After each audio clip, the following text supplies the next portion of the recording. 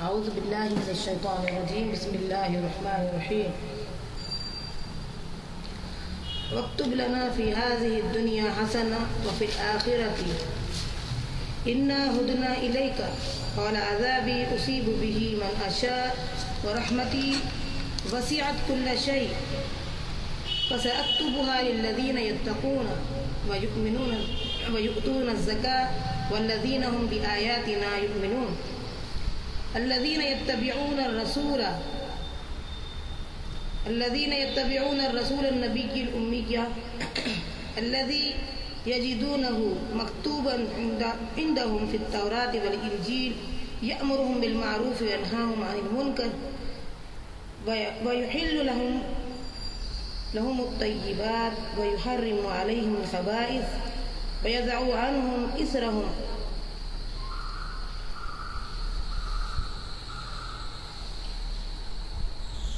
رب اشرح لي صدري ويسر لي أمري واحلل عقدة من لساني يفقهوا قولي اللهم ألهمنا رشدنا وأعذنا من شرور أنفسنا اللهم أرنا الحق حقا وارزقنا اتباعه وأرنا الباطل باطلا وارزقنا اجتنابه اللهم وفقنا لما تحب وترضى آمین یا رب العالمین۔ آج کا ہمارا عنوان نبی اکرم صلی اللہ علیہ وسلم کی پیدائش مبارکہ، جس کو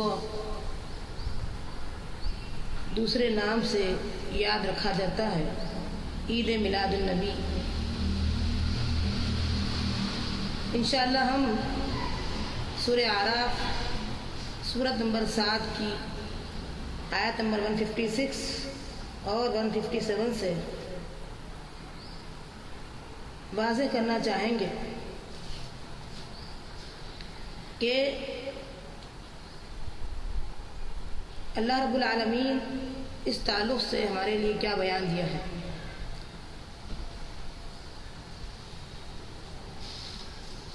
سب سے پہلی چیز یہ ہے کہ ہم چاہیں گے کہ آپ کے سامنے اس کا ترجمہ رکھیں۔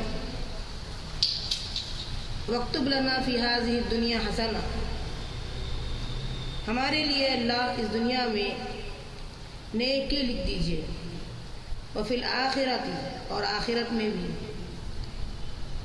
اِنَّا ہُدْنَا إِلَيْكَ، ہم نے تیری طرف رجوع کیا ہے۔ قال عذابی اصیب به من اشاء، اللہ نے جواب میں فرمایا سزا تو میں اسے ہی دیتا ہوں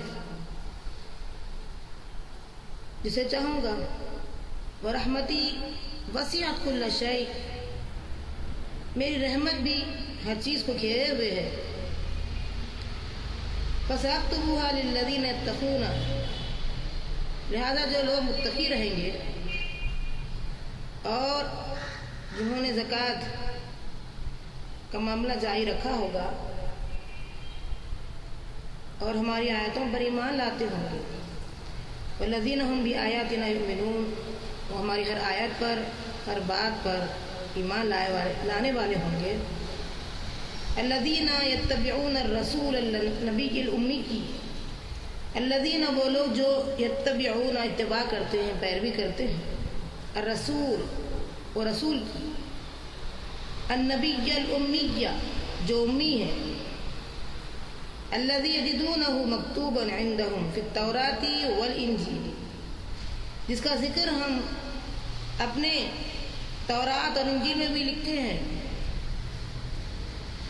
بلکہ وہ لوگ پاتے ہیں تورات اور انجیل میں نبی اکرم صلی اللہ علیہ وسلم کا نام اور ذکر۔ انہوں نے کیا کام کیا؟ لہم الطیبات، وہ اچھی چیزوں کو، پاکیزہ چیزوں کو حلال ٹھہرائے، ویحرم علیہم الخبائث، اور حرام ٹھہرائے ان چیزوں کو جو خبیث ہے، بری ہے، ویضع عنہم اسرہم، اور ان کے بوجھ ان پر سے اتار دیے، والاغلال التي كانت عليهم، اور بندشوں کو انہوں نے کھولا جن میں وہ جکڑے ہوئے تھے. فالذین آمنوا به، اب لہذا نبی امی کے جو احسانات ہیں اس پر جو لوگ ایمان لائے، وعزروہ ونصروہ، اور ان کی حمایت کی، ان کی مدد کی اور ان کی پیروی کی، واتبعوا النور الذی انزل معہ، اور اس روشنی کی اتباع کی جو ان کے ساتھ نازل کی گئی، یعنی قرآن مجید. اولئک هم المفلحون، تو یہی لوگ فلاح پانے والے ہیں. ان آیتوں میں اللہ رب العالمین نے نبی کی سچی محبت کا جو دعویٰ کرتے ہیں ان کے لیے کچھ احکام نازل کیے. سب سے پہلی چیز یہ بتانی ہے کہ نبی اکرم صلی اللہ علیہ وسلم سے جو محبت ہے تو محبت سال میں ایک بار تو نہیں کی جاتی. محبت کی تعریف یہ ہے کہ محبت ہر عام کی جاتی ہے. جو آدمی دعویٰ کرتا ہے کہ سال میں ایک بار میں محبت کرتا ہوں تو آپ خود کہیں گے کہ یہ محبت کیسی ہے.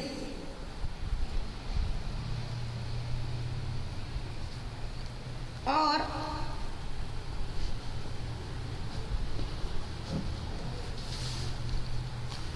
یہاں ہم اپنی گفتگو کا آغاز کریں گے کہ نبی اکرم صلی اللہ علیہ وسلم کی پیدائش جو مانی جاتی ہے 12 ربیع الاول، تو آپ پیدا ہوئے. لیکن محققین الرحیق المختوم نامی کتاب میں انہوں نے بتایا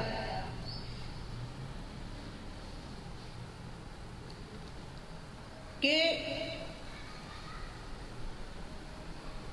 عالم نجوم فلکیات کے جو ماہرین تھے، محمود نامی بادشاہ یہ نام ہے ان کا، انہوں نے بڑے بڑے کارنامے دکھائے ہیں، بڑی بڑی کتابیں لکھی ہیں، اور انہوں نے کیلنڈر، سورج اور چاند کی گردش کے بارے میں ساری تفصیلات انہوں نے بیان کی ہے. جیسے کہ سوال ہوا تھا سورہ بقرہ کے اندر، یسألونک عن المحلہ قل ہی مواقیت للناس والحج، چاند کے بارے میں سوال ہوا تھا تو اس پہ جواب دیا گیا ہے کہ یہ جو ہے سورج اور چاند کی گردشوں، تو اسی طریقے سے انہوں نے کیلنڈر بنائی ہے اور ان کی بڑی تحقیق لکھی ہوئی کتابیں ہیں. ان کی پیدائش 1850 میں ہوئی تھی اور ان کا انتقال 1885 میں ہوا. یہ مصر کے رہنے والے تھے اور یہ کتاب ان کی بڑی مشہور کتاب ہے. انہوں نے بتایا کہ نبی اکرم صلی اللہ علیہ وسلم کی پیدائش 9 ربیع الاول کو ہوئی ہے اور وفات 12 ربیع الاول کو ہوئی ہے. یہ ایک موضوع ہے. اصل بات تو یہ ہے کہ یہ جو نبی اکرم صلی اللہ علیہ وسلم کی پیدائش کی خوشی، اس پر پرابلم کیا ہے، کیوں نہیں منایا جاتا ہے. تو لوگ جو ہے جب سوال کرتے ہیں اس کا جواب ہم یہ دینا چاہتے ہیں کہ سب سے پہلے ہمیں پیدائش کی تاریخ ہی نہیں معلوم، اور دوسرا سوال یہ ہے کہ اگر ہوتا واقعی ایسے، جیسے اس کو میلاد جسے ہم کہہ رہے ہیں عید میلاد، تو 4 امام کو اگر کوئی مانتا ہے بالفرض تو ان 4 اماموں نے کیا یہ کام کیا کہ جھنڈیاں لگوائی ہیں، اسٹیج تیار کیا ہے، چیخ و پکار کیا ہے، پتہ نہیں جو کچھ بھی آج ہو رہا ہے، کیا 4 اماموں میں جو بھی لوگ مانتے ہیں کسی بھی امام کو، انہوں نے یہ کام کیا ہے؟ کیا خلفائے راشدین نے یہ کام کیا ہے؟ اگر واقعی یہ کام ہوتا تو سب سے چاہنے والے 4 خلیفہ تھے خلفائے راشدین بھی. کہیں بھی آپ کو تاریخ میں نہیں ملے گا کہ جشن منایا گیا، عید میلاد وغیرہ منائی گئی، کہیں بھی تاریخ میں نہیں ملتا. کیا ان کے بعد تابعین نے یہ کام کیا ہے؟ جو کو فالو کیے صحابہ کو، انہوں نے یہ کام کیا ہے. کیا ان کے بعد تابعین نے یہ کام کیا ہے؟ آپ کو ہر جگہ یہ بات محسوس ہوگی کہ تاریخ کہیں بھی ان چیزوں کو لکھی نہیں. اگر اتنا بڑا اسٹیج ہوتا اور پر روڈوں پر جو ہے ساری چیزیں جھنڈیوں کی شکل میں جو کچھ بھی بنائی جاتی ہے، یہ تو چیز لکھنا چاہیے تھا، یہ تو محفوظ رہنا چاہیے تھا. یہ باضابطگی سے جو کام ہو رہا ہے یہ تو محفوظ رہنا چاہیے تھا. آپ بتائیں گے کہ جن سے پوچھا جائے وہ کہیں گے بھئی ہمارے علم میں تو نہیں ہے. جب وہ چیز ان کے ہی علم میں نہیں ہے، انہیں کے جن کے بارے میں جن کو وہ مانتے ہیں جو کچھ بھی ان کے بارے میں محفوظ نہیں ہے، تو پھر ہم کیسے کریں؟ سوال یہ پیدا ہوتا ہے کریں کیسا؟ اور اس کے بعد اگر ہم مانتے ہیں تو کیا ہم عید میلاد النبی کو مانتے اگر ہے واقعی، تو جو نہیں مانے، جو صحابہ میں سے ہو، خلفاء راشدین میں سے ہو، ائمہ 4 امام، ابو حنیفہ رحمۃ اللہ علیہ، امام شافعی رحمۃ اللہ علیہ، امام احمد بن حنبل رحمۃ اللہ علیہ، اور جن جن کو انہوں نے مانا ہے، ان 4 اماموں میں بھی یہ کام نہیں کیا، وہ مان رہے ہیں، تو ان کے حق میں یہ گستاخی ہوئی. جن کو آپ مانتے ہیں وہ بھی یہ کام نہیں کیے ہیں تو ان کے حق میں گستاخی ہوئی. اور اگر آپ مانتے ہیں کہ صحابہ نے نہیں کیا تو یہ بات بھی آپ مانتے ہیں صحابہ نے نبی صلی اللہ علیہ وسلم کی ساری احادیث ہو بہو پہنچا دی، امانت کے ساتھ پہنچا دی، تو اتنی بڑی خیانت کیسے کی؟ کہ یہ چیز منانی جانی چاہیے تھی، اسے خیانت کیسے کی؟ یا ان کے بعد والے لوگ مانتے ہیں تو یہ کیوں نہیں عام کی کتابوں میں خیانت کیوں کی؟ یہ سوال خود پیدا ہوتا ہے.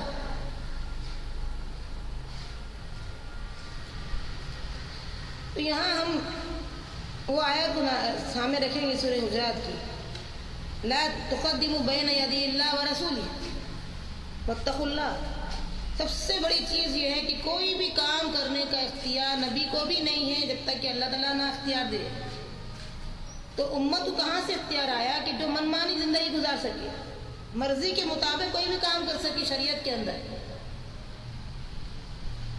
یہاں یہ حکم ہے کہ لا تقدموا بین یدی اللہ ورسولہ، ایک قدم بھی آگے نہیں بڑھنا اللہ اس کے رسول کے. واتقوا اللہ، ڈرو اللہ سے اس معاملے میں. اور نبی کو یہ حکم دیا گیا ہے کہ اے نبی، ما ينطق عن الهوى ان هو الا وحی یوحی، نبی اپنی طرف سے ایک بات بھی نہیں کہتے ہیں جب تک کہ وحی کا نزول نہ ہو جائے، اللہ کی طرف سے پیغام نہ پہنچ جائے. سورہ نجم کی آیت نمبر 3 واضح کر رہی ہے کہ اللہ کے نبی ہرگز وہ بات اپنی زبان سے منمانی بات کبھی نہیں کرے، اور کوئی عمل منمانی نہیں کیا انہوں نے، ان ہوا الا وحی یوحی، جب تک کہ وحی کا نزول نہ ہو. تو معلوم یہ ہو رہا کہ وحی کے نزول کے بعد نبی صلی اللہ علیہ وسلم کوئی بات کہتے تھے، وحی کے نزول کے بعد کہتے تھے. ہمیں اختیار نہیں ہے کہ جب نبی کو اختیار نہیں تو ہمیں کہاں سے اختیار آ گیا؟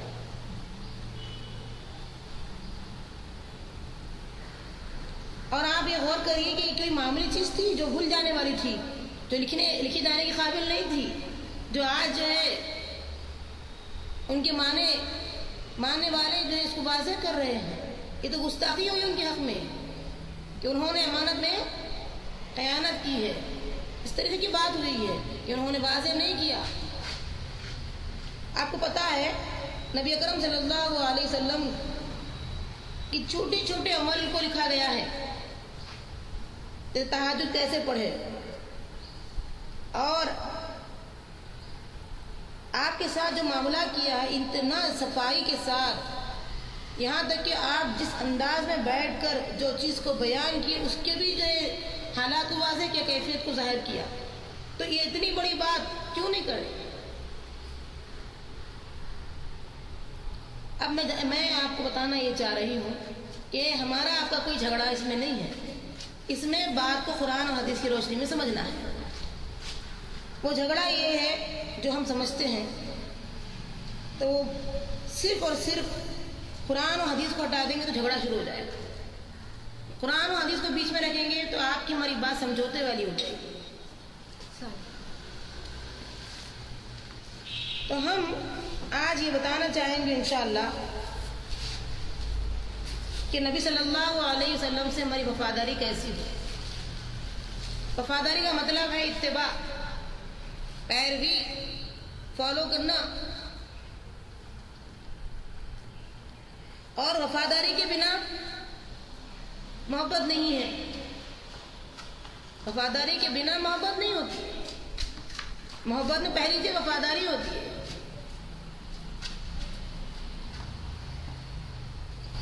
اس لیے میں کہتی ہوں محبت کافی نہیں، وفاداری کی۔ اور سورہ آل عمران سورت نمبر 3 کی آیت نمبر 31-32 میں اللہ تعالیٰ فرماتے ہیں ان کنتم تحبون اللہ فاتبعونی، اگر تم واقعی اللہ سے محبت کرتے ہو تو میری اتباع کرو۔ یہ بات واضح ہو گئی ہے کہ اللہ سے محبت کا پہلا کام نبی صلی اللہ علیہ وسلم کی اتباع۔ تو صحابہ کیا چھوڑ دیے؟ آپ بتائیں گے نہیں چھوڑے، صحابہ نے کوئی چیز کو نہیں چھوڑا۔ تو اتنا اگر واقعی ہم کو کرنا ہے تو اتنی بڑی بات تو چھوٹ نہیں جاتی، یہ تو واضح ہو سکتی تھی۔ چنانچہ میں آپ کے سامنے جو آیتیں پیش کی ہوں اس میں یہ بتانا چاہ رہی ہوں سورہ اعراف سورت نمبر 7 کی آیت نمبر 156 اور 157 میں کہ واقعی نبی اکرم صلی اللہ علیہ وسلم سے ہمیں محبت ہے تو آپ کی اتباع ضروری، اور اس اتباع پر اللہ کی رحمت۔ اور اس میں جو آیت میں ابھی تلاوت کی ہوں وہاں بتایا گیا ہے کہ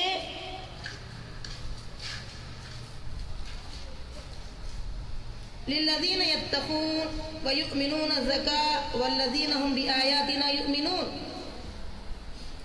یہ لوگ کیا کرتے ہیں؟ سب سے پہلی چیز تقوی اختیار کرتے ہیں۔ نبی صلی اللہ علیہ وسلم سے محبت کا پہلا کام تقوی، اتباع تقوی، اور یہ زکوٰۃ بھی دیتے ہیں، اور یہ اللہ کی ہر بات پر یقین رکھتے ہیں، ایمان لاتے ہیں۔ تو نبی صلی اللہ علیہ وسلم کے ہم شہیدے بن گئے ہیں تو پھر یہ کام ہم کو اسٹارٹ کرنا ہے۔ تقوی کی زندگی، نبی جو کیے وہ کرنا ہے، اور بھی زکوٰۃ دینا ہے۔ اللہ کی ایک ایک بات کو بآیاتنا یؤمنون، ایک ایک بات پر ایمان رکھنا ہے اللہ کی۔ تو اللہ کے جب ہم ایمان رکھتے ہیں ایک ایک بات پر تو وہ بات کیا ہے بیان کر رہی ہے۔ الذین یتبعون الرسول، یہ فالو کرتے ہیں نبی کو۔ کون سے نبی کو؟ واضح بھی کر دیا گیا ہے النبی الامیہ، جو امی ہیں، وہ رسول جو امی ہیں۔ اور یہ امی رسول کا ذکر کہاں کا ہے؟ الذی یجدونہ مکتوبا عندہم فی التوراۃ والانجیل، ان کا ذکر جو ہے ہم وہ تمام بھی پائے یہود و نصارہ۔ کس کس میں؟ یہود و نصارہ پاتے ہیں اپنی کتابوں تورات اور انجیل میں۔ وہ امی رسول کا ذکر اللہ تعالیٰ یہاں کر رہے ہیں۔ ان کو اتباع جب تک کہ ان کو فالو نہیں کریں گے مومن نہیں ہو سکتے۔ اب جو لوگ حدیث کا انکار کر رہے ہیں وہ یہود و نصارہ جیسا انکار کر رہے ہیں۔ کیوں؟ یہود و نصارہ کا ذکر، یہود و نصارہ کی کتاب میں اللہ نے نبی کا ذکر لکھ دیا، اللہ نے نبی صلی اللہ علیہ وسلم کا نام لکھ دیا، اور یہ ساری جو ہے آپ آئیں گے ایسا اور ایسا ہوگا، ساری وضاحت آپ صلی اللہ علیہ وسلم کے بارے میں ہو گئی۔ وہ لوگ نہیں مانتے، آپ پر ایمان نہیں لاتے۔ اور جو لوگ منکرین حدیث ہے، حدیث ہی کو انکار کرتے ہیں، دونوں برابر ہوئے کہ نہیں ہوئے؟ وہ بھی آپ صلی اللہ علیہ وسلم کو نہیں مانتے ہیں، منکر ہیں حدیثوں کے، وہ بھی نہیں مانتے ہیں، تو دونوں برابر ہوئے۔ یہاں شرط رکھی گئی ہے کہ ایمان اگر لاتے ہیں تو ان کے لیے پہلی شرط یہاں بتائی گئی، ایمان کی پہلی شرط یہ ہے کہ نبی صلی اللہ علیہ وسلم کی اتباع ضروری ہے۔ اور اس میں واضح کر دیا گیا الرسول النبی الامیہ، یہ واضح کر دی گئی ہے آیت کہ جب تک کہ نبی صلی اللہ علیہ وسلم کو اتباع نہیں کرتے، فالو نہیں کرتے، انکمپلیٹ، جن کا ذکر کہاں کہاں ہے؟ تورات میں ہے، انجیل میں۔ وہ کیا کرتے ہیں؟ یأمرہم بالمعروف، وہ حکم دیتے ہیں معروف کا۔ معروف کس کو بولتے ہیں؟ عرف کہتے ہیں پسندیدہ چیز، عرف۔ اب منکر کہتے ہیں ناپسند چیز، اس کی اپوزیشن ہے۔ جو چیز اللہ نے فطرت میں رکھ دی ہماری پسندیدہ چیزیں، اسی کا حکم دیتے ہیں، اور جس چیز سے ہماری فطرت ناپسند کرتی ہے اسی کو منع کرتے ہیں۔ وہ بتایا گیا یہاں پر یأمرہم بالمعروف، وہ حکم دیتے ہیں نیکیوں کا، اچھائیوں کا، پسندیدہ چیزوں کا، اور وینہاہم عن المنکر، اور روکتے ہیں جو ناپسند ہے، منکر ہے، جس سے جو ہے فطرت ہماری انکار کرتی ہے، ناپسند کرتی ہے، اس کو جو ہے بچاتے، اس سے وہ نبی کے کام بتائے جا رہے ہیں۔ وَيُحِلُّ لَهُمُ الطَّيِّبَاتِ، اور حلال کرتے ہیں پاکیزہ چیزوں کو۔ وَيُحَرِّمُ عَلَيْهِمُ الْخَبَائِثَ، اور حرام ٹھہراتے ہیں بری چیز کو، خبائث کو، خبیث چیز کو، ناپسند چیز کو حرام ٹھہراتے ہیں۔ بات کلیئر ہو رہی ہے؟ جو چیز ناپسند ہے اس کو حرام کہتے ہیں، جو چیز پسندیدہ ہے فطرت میں ہماری، اس کو جو ہے وہ پاکیزہ چیز کو حلال کہتے ہیں۔ وَيَدَعُ عَنْهُمْ إِصْرَهُمْ، اور وہ اتارتے ہیں بوجھوں کو۔ کیا بوجھ ہے ہماری زندگی کے اندر؟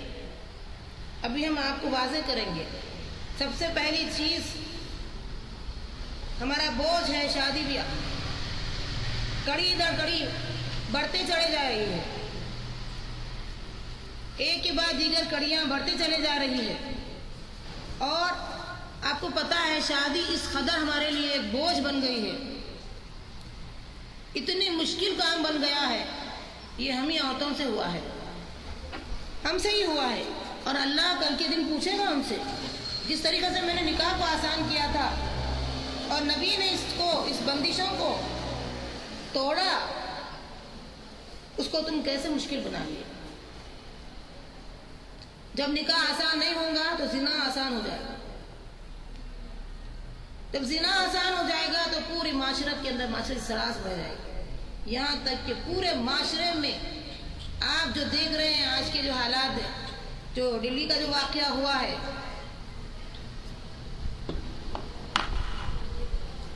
اس دلی کے واقعے سے آپ کو اندازہ ہوا ہوگا کہ پوری عورت کی حفاظت ختم ہو گئی، پوری طریقے سے ختم ہو گئی، اور پھر انہوں نے اپنی زبان سے یہ کہا کہ عرب ممالک میں جو قانون لاگو کیا گیا ہے وہی قانون لاگو کرنا چاہیے۔ تو یہ فطرت کی پکار ہے، اسی لیے ان کی زبانوں سے نکلا۔ وہ اپنے ہی لوگوں میں فطرت کی پکار کو واضح کر رہے ہیں کہ پردہ ضروری ہے۔ آپ دیکھیں گے جب پردہ نہیں ہوگا تو ظاہر سی بات ہے زنا عام ہو جائے گا، زنا عام ہو جائے گا، اور جب زنا عام ہو جائے گا تو نکاح مشکل ہی ہو جائے گا۔ اس لیے کہ آپ دیکھتے ہیں ہم تمام کا اس کے اندر قصور ہے، ہم تمام کا قصور ہے اس میں کہ ہم نے خواہ مشکل بنا لیا اس کو۔ ایک بات یہ نوٹ کریے کہ اللہ رب العالمین نے نبی صلی اللہ علیہ وسلم کی اطاعت پر رحمت کا انشاءاللہ رحمت کی باری برسائے گا۔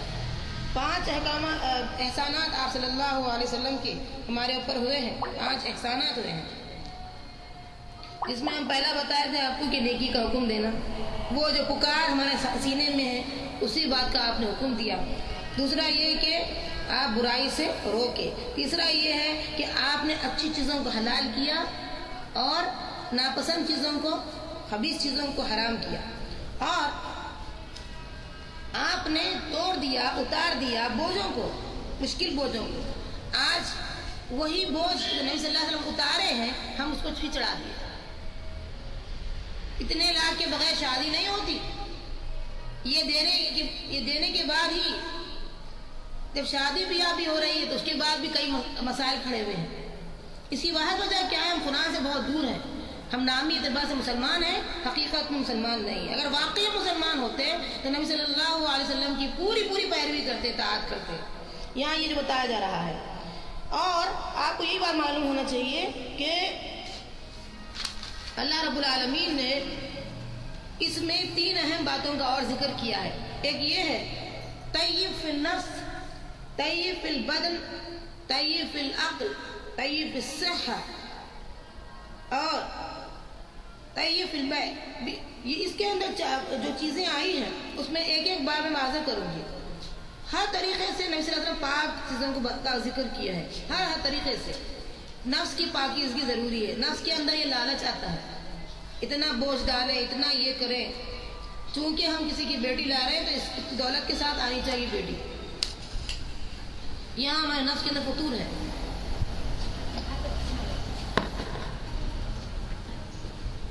طیب فی البدن، بدن کی پاکیزگی نہیں ہے.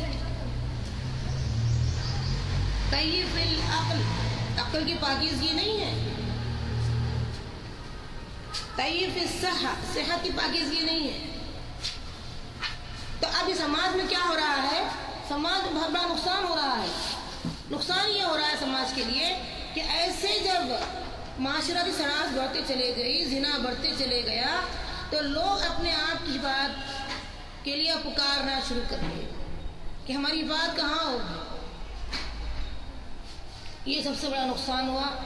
اب ہم دعا کریں گے کہ نبی صلی اللہ علیہ وسلم سچی محبت کا ہم دعویٰ جب کرتے ہیں تو ان چیزوں کو ہم آسان کر لیں گے اور یہ دنیاوی جو سوچ ہے اس کو نکال کر پھینکیں گے کہ بہترین خوبصورت لڑکی کو ہی لانا چاہیے، اتنے لاکھ ہونا چاہیے، ہمارے معاشرے میں ناک کٹ جائے گی اگر ہم جو ہے جوڑے کی رقم نہیں لیتے ہیں، ہمارے معاشرے میں ہماری کوئی عزت نہیں رہے گی اگر ہم سادگی سے نکاح کرتے ہیں، ہمارے معاشرے میں ہمارا کوئی مقام نہیں رہے گا جب تک کہ ہم ویڈیو نہ رکھیں، ہمارے معاشرے میں ہمارا کوئی جو ہے اس کی ویلیو نہیں رہے گی اگر ہم جو ہے فلاں رسومات نہیں کرتے ہیں.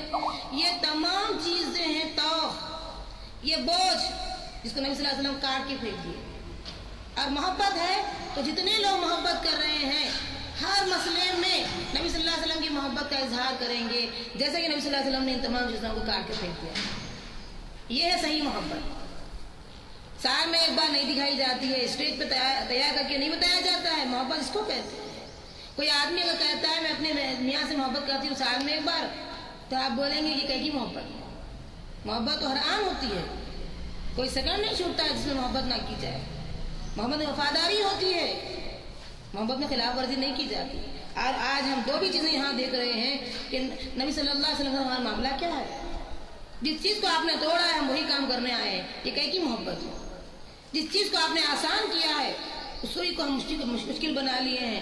اور لوگوں کی ہمارے ذہنوں میں صرف لوگ ہیں.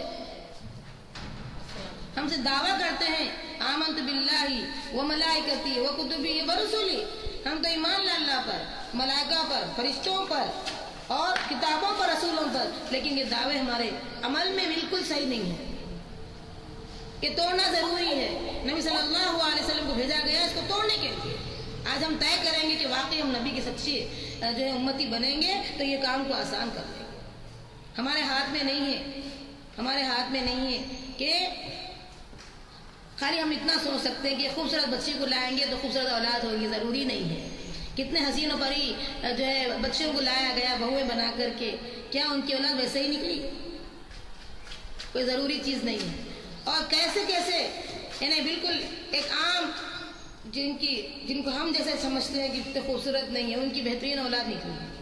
بنانے والا خالق ہے، ہم نہیں ہیں. خالق ہمارے لیے ہر چیز انتظام کرے گا جب ہم اس کے احکامات اور اس کے بتائے ہوئے طریقوں پہ چلیں گے. محمد صلی اللہ علیہ وسلم کو ہم رہبر مانیں گے اور واقعی محبت کا صحیح ثبوت دیں گے. یہ ہے اصل میں محبت نبی.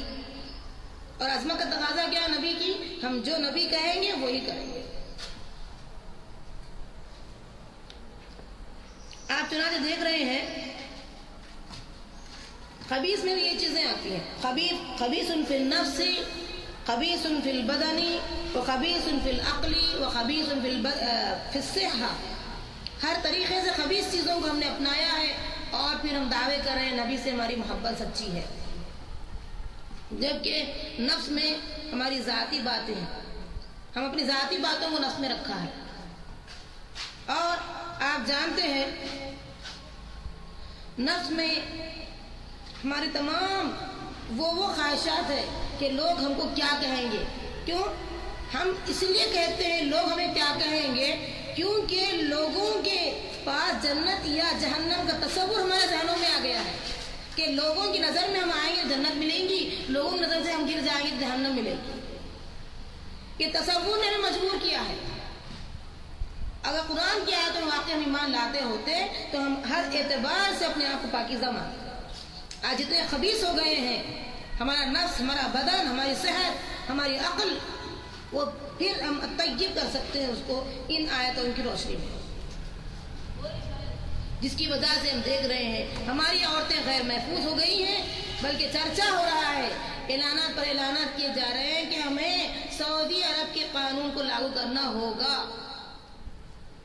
انہی کے لوگ جو نبی کو نہیں مانتے، قرآن کو نہیں مانتے، وہی فطرت چونکہ پکار رہی ہے، اندر سے آواز دے رہی، فطرت کی آواز ہے، پردہ ضروری ہے، پردے کی بنا جو ہے ممکنات نہیں ہے، ممکن نہیں ہے چیز کی آواز کی حفاظت ہو سکے، آج ضروری ہے پردہ۔ ایک ایک چیز آپ دیکھتے جائیں گے، جو بھی فطرت کے خلاف ٹکر کھائے گا خود ہی پاش پاش ہوگا۔ اللہ نے جو احکامات نازل کیے اے فطرت کے مطابق، ابھی میں بتائیے آپ کو کہ نبی صلی اللہ علیہ وسلم اسی بات کا حکم دینے کے لیے آئے کہ وہ حکم دیتے یأمرہم بالمعروف، جو پسندیدہ جو چیزیں ہوتی ہیں اسی کا حکم دینے کے لیے آئے ہیں۔ اور آپ دیکھتے ہیں کہ جاپان میں ایک ایسی ٹرینوں کا انتظام ہوا ہے، باضابطہ ٹرینوں کا انتظام ہوا ہے جہاں پر لیڈیز کے ڈبے الگ ہیں اور جینٹس کے الگ ہیں۔ یہ کیوں ہوا؟ اسی کچھ وجہ ہے، جو نقصانات انہوں نے حاصل کیے ہیں اس پر جو ہے پھر یہ آپ دیکھتے ہیں کہ اب یہ ٹرین کیا بن گئی، اسلامی ٹرین بن گئی کہ ان کے ڈبے الگ، لیڈیز کے اور جینٹس کے ڈبے بالکل الگ ہونا چاہیے۔ یہ فطرت کی پکار ہے، نبی صلی اللہ علیہ وسلم نے اسی کا حکم دینے کے لیے اس دنیا میں آپ کو بھیجا گیا ہے۔ سچی محبت ہم دعویٰ کرتے ہیں، بھی دوبارہ کہوں گی، سچی محبت کا دعویٰ کرنے والے وفاداری کا ثبوت دیں، جو نبی حکم دے وہی کام کرے گا۔ اور جب نبی آئے ہیں تو طوق سلاسل اور بیڑیوں سے نکالنے کے لیے آئے۔ آج ہم دیکھتے ہیں شادی بیاہ کے تمام رسومات ہم آج طے کر لیں گے، اللہ رب العالمین ہمارے لیے آسان کر دے۔ تمام رسومات شادی بیاہ کے ہم اس سے آج دعا کریں گے اللہ رب العالمین ہمیں نبی صلی اللہ علیہ وسلم سچی محبت کے عوض یہ رسومات کو ہمیشہ کے لیے کٹ کرنے کی توفیق عطا فرما، اور جو بے جا خرچ ہم نے کیا ہے اب تک کے اسے معاف فرما، جو اسراف کیا ہم نے تو معاف فرما دے، جو خبیث کام ہم نے کیے ہیں عقلی اعتبار سے، بدنی اعتبار سے، صحت کے حساب سے، نفس کے حساب سے، سماج کے حساب سے جو بھی ہم غلط کام کیے ہیں اس کو معاف فرما دے۔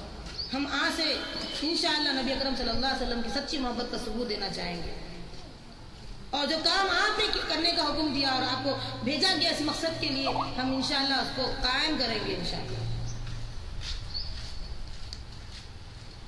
اس کے بعد آپ دیکھتے ہیں ان کے 4 ذمہ داریاں عائد ہوتی ہیں، محبت کا ثبوت دینے والوں پر 4 ذمہ داریاں عائد ہوتی ہے۔ وہ ذمہ داری کیا ہے؟ فالذین آمنوا بہ، پہلی ذمہ داری ان پر یہ ہے کہ وہ ایمان لاتے ہیں اس پر، نبی کی کتاب پر، قرآن مجید پر، اللہ پر اور نبی پر ایمان لاتے ہیں، اور کیا کرتے ہیں؟ وَعَزَّرُوهُ وَنَصَرُوهُ، عَزَّرُوهُ ڈٹ جانا، ایک دم چٹان کی طرح جمے رہنا، پہاڑ کی طرح جمے رہنا، نہیں یہ اللہ کے رسول کا حکم نہیں ہے، ہم نہیں کر سکتے، چاہے دنیا ہمارے بارے میں کچھ بھی سوچے۔ یہ دنیا آپ کو قبر میں کتنا ساتھ دینے والی ہے؟ جن جن کی خاطر ہم نے گناہ کیا ہے، کیا قبر میں ہمارے یہ لوگ ساتھی بن کر آئیں گے؟ کیا قبر میں یہ لوگ جن سے ڈر کر ہم نے گناہ کیا ہے، جن کے خاطر ہم نے گناہ کیا ہے، ہمارا اتنا ساتھ کیوں نہیں دیا انہوں نے؟ اولاد بھی رہیں گی تو باپ کے ساتھ خبر میں نہیں جائیں گی، ماں کے ساتھ خبر میں نہیں جائیں گی، اور جن جن کے لیے ہم نے گناہ کیا ہے، شوہر بھی اگر ہو تو بیوی کے ساتھ نہیں جائے گا، بیوی اگر ہو تو شوہر کے ساتھ نہیں جائے گی۔ جب یہ لوگ سفارشی نہیں بن سکتے ہیں اور اللہ قبول نہیں کرتا ہے تو پھر ہم کس سے ڈریں، کس کی بات مانیں، کس کی تعظیم کریں، کن احکامات پر جو ہے ہم عمل کریں؟ تو یہ بتایا جا رہا ہے وَعَزَّرُوهُ وَنَصَرُوهُ، ڈٹ جائیں اور مدد کریں نبی کے دین کی۔ نبی جو کہتے ہیں وہ قائم کرنے کے لیے ہم چار تیار ہو جائیں گے تو آپ دیکھیں گے کہ محلے میں اگر ہم طے کر لیں کہ کوئی بھی عورت یہ کہتی ہے کہ مجھے جو زیادہ جوڑے کی رقم دے سکتے ہیں ان کا گھر پتا ہو، تو ہم تو بولیں گے معافی چاہتے ہیں آپ سے، آپ آگے جائیے۔ ایک چار گھر جائے گی، سبوں نے یہی جواب دیا، شرمندہ ہو کبھی نہیں جائیں گے۔ اس کے بعد ہم احساس دلائیں گے کہ بغیر جوڑے کی رقم کی شادی انشاءاللہ ہوگی، ہم سماج میں وہ جو نظام قائم کریں گے، اس طریقے سے مدد ہوگی نبی صلی اللہ علیہ وسلم کے دین کی۔ یہ سچی محبت ہے، سالانہ محبت نہیں، ویکلی نہیں، منتھلی نہیں، بلکہ ہر لمحہ محبت ہم اس طریقے سے دیں گے نبی صلی اللہ علیہ وسلم سے۔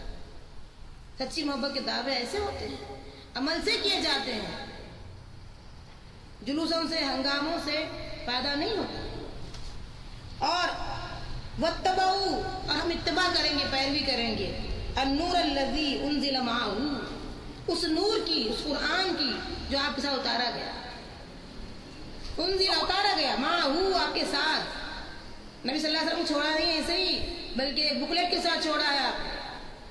پوری کائنات work of God, work of Allah, God نہیں بولنا چاہیے، ورک آف اللہ، اور کتاب جو نازل ہوئی ہے ورڈ آف اللہ، اس میں اگر ہم اپنی طرف سے منمانی کچھ بھی کریں گے خود ہمارا ذاتی نقصان ہوگا، باقی کسی کا کچھ نقصان نہیں ہوگا۔ اب یہ محبت کے ہم دعوے انشاءاللہ آج سے شروع کریں گے۔ پہلی چیز کیا ہے؟ آمنو بھی، اس پر ایمان ضروری ہے۔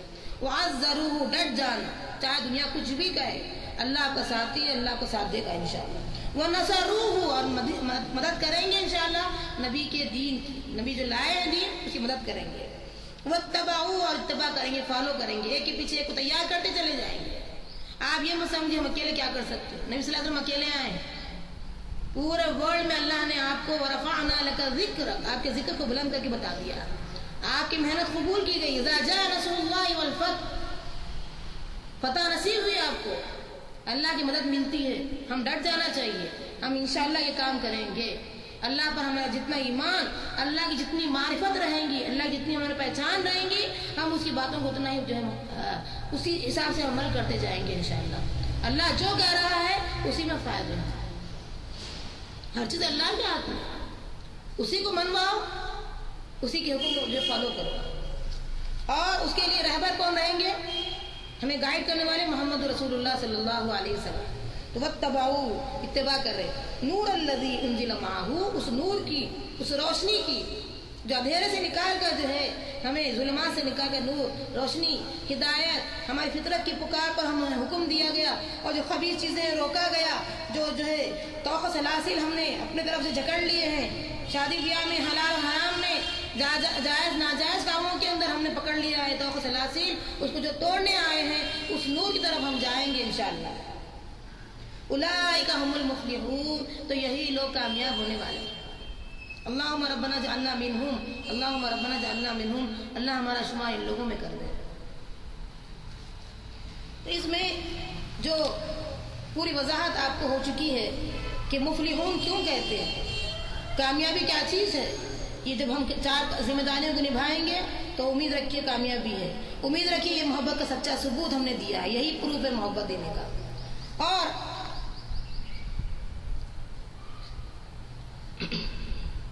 مفلحون میں یہ چیز بھی شامل ہوتی ہے کہ ہم اتباع نہ کرنا چاہیں، آپ کو فالو نہ کرنا چاہیں، تو پھر یہ کہ پھر اب آپ کسی کے کوئی کہے گا کہ بھائی دیکھو انہوں کیا سوچیں گے، میرے فلاں کیا سوچیں گے، انہوں کیا سوچیں گے، تو پھر آپ آگے پیچھے ہونا شروع ہو جائیں گے۔ جب آگے پیچھے ہونا شروع ہو جائیں گے تو فلاح یہاں پر نہیں مل سکتی۔ کامیابی اس وقت ہے جب آپ ڈٹ جائیں، کامیابی اسی وقت ہے، ڈٹ جانا. دنیا کو 4 دن بولے گی، زندگی بھر بولے گی، اس کے بعد کیا بولے گی؟ دنیا کی اگر تصور ذہن میں آ گیا کہ دنیا کیا کہے گی، وہیں فیل ہو جاتا ہے. اور آؤٹ آف اتباع کامیابی کا تصور ممکن ہی نہیں ہے. اسی لیے کامیابی کے لیے ضروری ہے کہ نہ نبی کے آگے ہو نہ نبی کے پیچھے، بلکہ نبی جو حکم دیتے ہیں نبی کو آگے رکھیے، ہم پیچھے چلیں گے انشاءاللہ. یہ ہونا ہے ہمارے ساتھ معاملہ. یہ ہے محبت رسول، عظمت رسول، اطاعت رسول. یہ ضروری ہے ہمارے لیے. اور جو بھی نئی چیز پیدا ہم کریں گے اس دنیا کے اندر، قیامت میں ہمیں جواب دینا ہوگا. ایک بھی نئی چیز شریعت کے اندر ہم لاگو کریں گے، ایک بھی ایسی بات جو قرآن سے ثابت نہیں ہے، حدیث سے ثابت نہیں ہے، صحیح احادیث سے ثابت نہیں ہے، ہم لاگو کریں گے تو ہمیں اس کا جواب دینا ہوگا. تیاری اچھی طریقے سے کرنا ہے.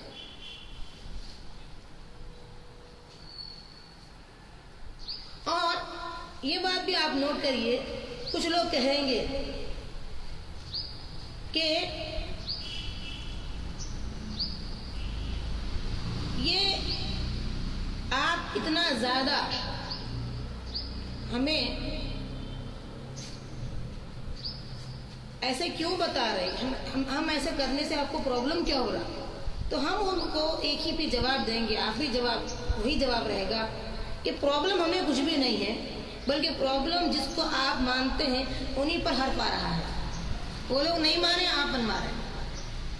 پرابلم آپ ہی لوگوں جن کو آپ مانتے ہیں، چاہے خلفائے راشدین جن کو آپ مانیں، چاہے امام جن کو آپ مانیں، چاہے تابعین جن کو آپ مانیں، تبع تابعین جن کو آپ مانیں، جن کو بھی آپ مانتے، کیا انہوں نے یہ کام کیا؟ اگر کیا ہوتا تو اوراق میں محفوظ ہوتا، کتابوں میں محفوظ ہوتا. یہ کوئی جو ہے بھولنے والی چیز تو نہیں تھی. اتنے بڑے اسٹیج تیار کیے جا رہے ہیں اور آپ دیکھتے ہیں اب تو یہ بھی ماحول ہو گیا ہے کہ اس میں جو ہے رقص ہے، ڈانس ہے، میوزک ہے، باضابطہ اسٹیج پہ سارے کام کیے جا رہے ہیں. کہ محمد صلی اللہ علیہ وسلم اس کام کو توڑنے کے لیے آئے تھے، کرنے کے لیے کہے تھے. یہاں تک کہ آپ نے شادی بیاہ میں یہ حکم دیا کہ ایسے گیت گاؤ جس میں شرک یا کلمات نہ ہو، خوشیاں مناؤ، لیکن اس کے حدود ہے، اس کے لیمٹس ہے. اور یہ 4 دن کی دنیا میں کرنا ہے. جیسے ڈاکٹر کہتا ہے 4 دن پرہیز کرو، ہمیشہ کھا سکتے ہیں. اس دنیا میں بھی اللہ تعالیٰ جو ہے مستقل رہنے کے لیے نہیں بھیجا ہم. یہ دنیا اسی لیے دیا کہ آخرت کو سنوارو، آخرت کو جو ہمیشہ کی زندگی ہے کامیاب بناؤ. چند چیزیں ہیں جو پرہیز کرنے کی ہیں، زیادہ چیزیں حلال ہیں. چند چیزیں ہیں جو پرہیز کرنا ہے ہمیں، اور یہ پرہیز کے اوپر کامیابی ہے ہمیشہ کی. اب وہ 4 چیزوں کو جو اللہ نے حکم دیا اسی سے ہم جو پرہیز نہیں کرتے. جیسا کہ آپ دیکھتے ہیں ہمارا ایمان کے ساتھ شرک ملا ہوا ہے، نفس کی بات کو مانتے ہیں. افرائیت من اتخذ الہہ ہوا، محمد صلی اللہ علیہ وسلم اس کو دیکھیے جو خواہشات نفس کو خدا بنا لیا. کیا یہ شرک نہیں ہے؟ جو خواہشات نفس کو خدا بنانے کیا یہ شرک نہیں ہے؟ قرآن کہہ رہا ہے کہ یہ کھلا کھلا شرک ہے. الہہ ہوا، الہ کہتے معبود کو، لا الہ معبود نہیں ہے، کوئی معبود، کوئی الہ نہیں ہے الا اللہ سوائے اللہ کے. یہ بھی کہہ رہا ہے اور یہ بھی کر رہا ہے. الہہ ہوا، معبود بنا لیا ہے خواہشات نفس کو. اور آپ یہ بھی دیکھیے کہ جب ہم خواہشات نفس کو خدا بنا لیے ہیں، تصور کیجئے خواہشات نفس کو خدا بنانے کے بعد ہم اپنی مرضی کو اپنی زندگی میں لاگو کر رہے ہیں، ہماری مرضی چلے گی، تو اس میں 4 چیزیں اور آ جاتی ہیں. انا پرستی، ہمارے بڑوں کو نہیں مانیں گے، شخصیت پرستی، اور اس طریقے سے ہم دھیرے دھیرے اصل دین کو ختم کر دیے، اپنی منمانی زندگی گزار رہے ہیں. اصل دین کو ختم کر دیا ہم نے. تو یہ چیز ہے جس کے لیے ہم کو دعا کرنا ہے اللہ رب العالمین سے کہ ایمان ایسے لائے جیسے اللہ نے حکم دیا ایمان لانے کا. اور دوسری چیز کیا ہے؟ نبی سے محبت، نبی کی عظمت، نبی سے ہمارا تعلق ہر آن جڑے رہنا چاہیے۔ جس چیز کو آپ نے منع کیا ہم اس سے رک جائیں، جس چیز کا آپ حکم دیتے ہیں ہم وہی کام کریں گے انشاءاللہ۔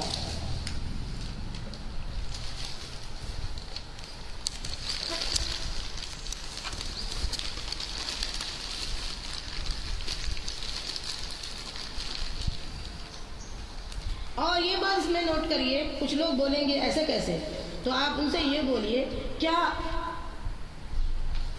عید کرنا صحابہ کو نہیں معلوم تھا؟ عید کرنا صحابہ کو نہیں سمجھ میں آیا کہ آپ لوگ عید کرنا شروع کر دیے؟ تو گویا صحابہ پہ آپ نے حرف لگایا، کیونکہ جتنا صحابہ چاہتے اللہ کے رسول کو تو ہم نہیں چاہتے تھے۔